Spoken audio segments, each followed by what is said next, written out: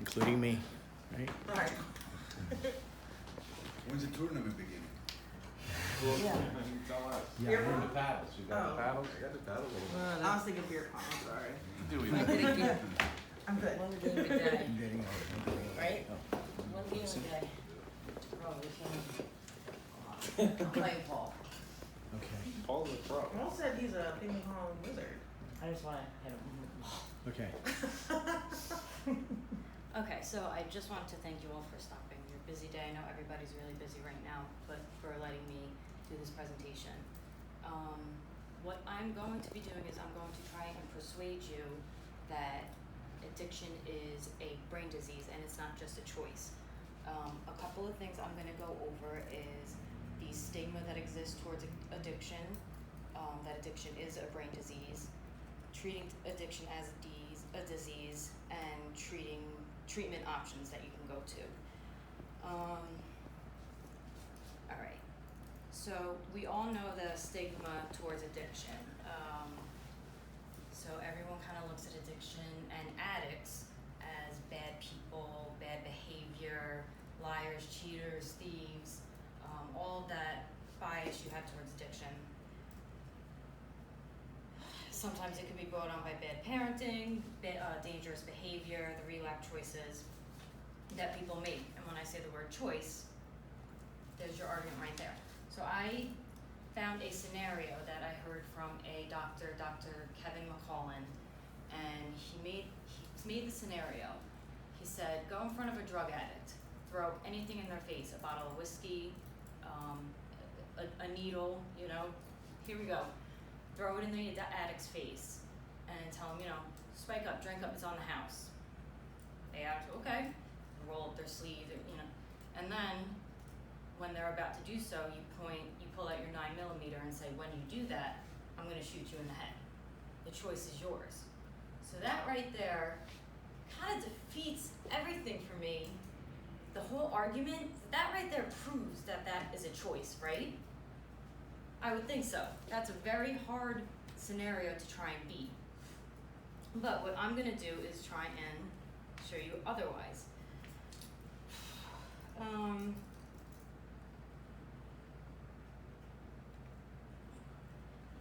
Another thing with that scenario is a real disease, say diabetics. You can't point a gun in a diabetic's face and say, bring your blood sugar down to 100. It's just not gonna work because that is a true disease. As they say, that is a real disease. So again, that is just such a hard argument to argue.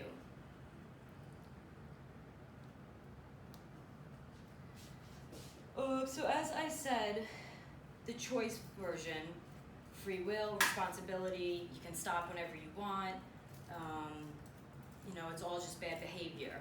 With diseases, there is no free will. You can't bring your blood sugar down to whatever, whenever. And there's a lot of, you know, different symptoms for each. Unfortunately, the symptoms for addiction is bad behavior, which is one of the things. Okay, so like I said, with addiction, they are liars, cheaters, stealing, irresponsibility. Where could this have come from? Sociopathy, bad parenting, gang cultures, anything, everything we're gonna say that is with addiction. So in order to understand addiction, you kind of have to understand what doctors did back in the day. About 100 years ago, they built this model for a disease. So what I'm gonna try and show you is how the disease of addiction fits in the model of doctors' models for diseases. So what a disease is basically a defect of an organ. So say any organ, liver, the bones, anything. So say you go snowboarding and you crash into a tree, you break your femur. There's your thing right there. You broken femur. The symptoms are screaming, crying, bleeding, anything. So the doctors say, okay, this fits our model of a disease, a defected organ. For addicts, you don't have that. So 100 years ago when they built this model, they said addicts don't fit into this description. So since then, they gave up everything, studies, anything with addiction, treatment. So what that led us to now is in 2017, since doctors weren't taking responsibilities for addicts, the criminal justice system did. And now, as of 2016, there are 2.2 million people incarcerated. And so, with that being said, now it's not really, now it is a public health catastrophe. It's not just something that the doctors can pick and choose. Oh, we don't want that. We want the real problem, the broken femur over here, the addicts, the withdrawing person that's screaming over there, get them out of my face. So, basically what I'm going to explain to you is how this is a disease. And how I'm going to do that is I'm going to explain the parts of the brain, because I'm arguing that this is a brain disease. So, for a long time, in your brain you have your frontal cortex, which is, you know, your personality, your right from wrong, the meaning of love, how a mother loves her son, how a son loves his mother, how you choose your loving status. That is all stems from the frontal cortex. And then that brings you down to your personality. That you have a couple of maybe 30 minutes, 2 hours, 2 weeks to think, is this the right decision? Is this the wrong decision? That's how that goes.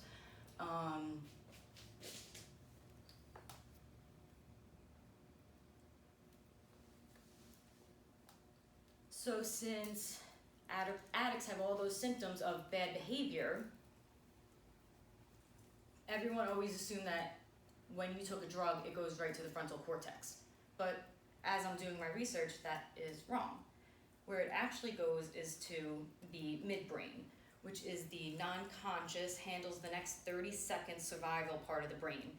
It goes for life and death situations. It is your survival, your eat, kill, sex part of the brain.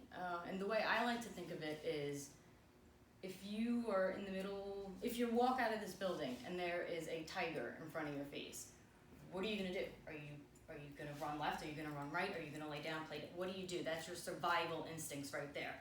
That's what the midbrain is. So, doing all of my research, I had, there was proof right there that the midbrain is where everything stems from, your survival.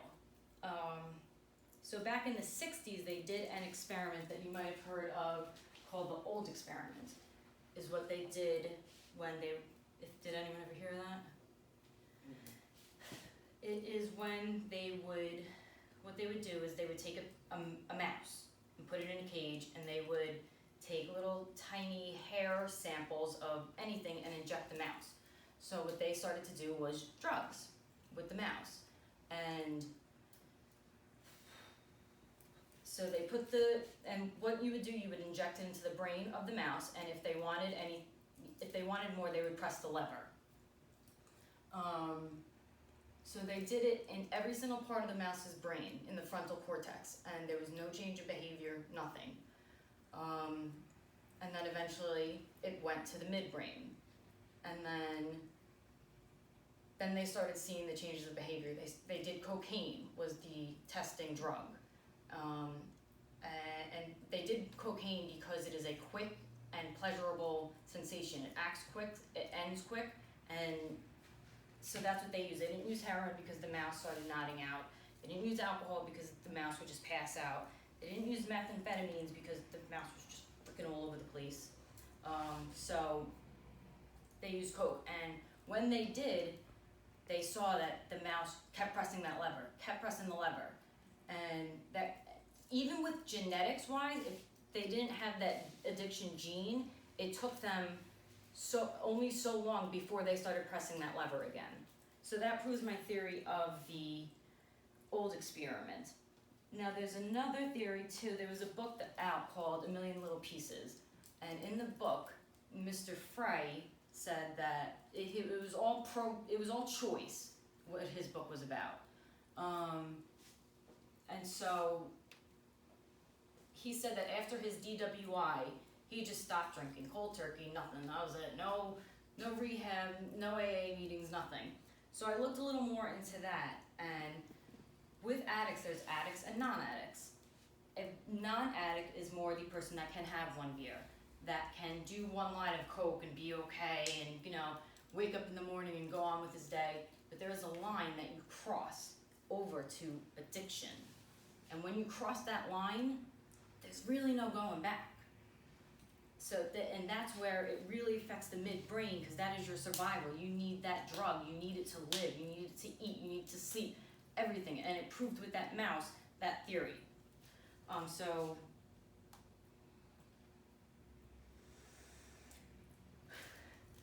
I hope I was able to convince you that addiction is not a choice anymore. And a lot of why addiction, they say, is not a choice also is because addicts suffer from severe cravings. And I know you're thinking cravings, everybody has cravings. I'm craving a piece of cake, I'm craving this, I'm craving that. Addicts don't have those type of cravings. Addicts have, you can't sleep at night, you're getting the sweats, the chill, like legit suffering. That's what cravings are for addicts. You're thinking of the burn of the alcohol going down your throat into your chest, and you need that. When you see the syringe swirling around with whatever chemical is in there, that is pure suffering. That is what you want when you're an addict. That wanting a piece of cake doesn't make you feel like that. That is true suffering. And that's what these doctors finally realized, that it is not a choice anymore. So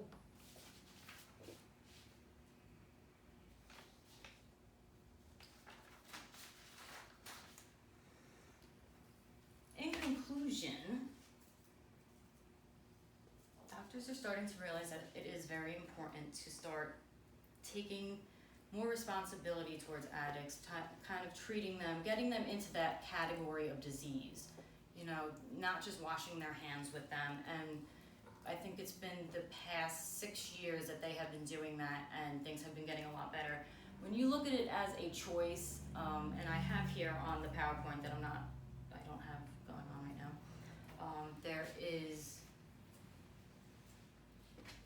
I have a slide on here that says, I'm guessing you're a drug addict piece of shit, and it is not a disease, it is a choice. You choose to do the drugs and fuck up your life. That is one of the quotes from somebody that is pro-choice. And things like that really, even though you know you're an addict, you can't stop if you want, things like that really kicks a person when they're down. It kind of leaves them feeling very hopeless. And, just knowing that, maybe it is a disease, and there is a way out. There's a way out. There's help. These cravings will go away. There's ways to cope with these types of things. That helps so much even if it's just one person.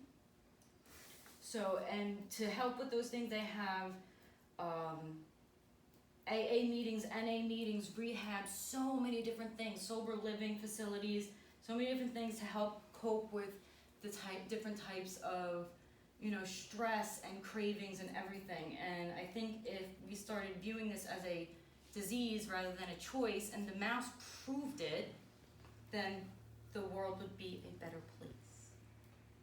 Thank you very much.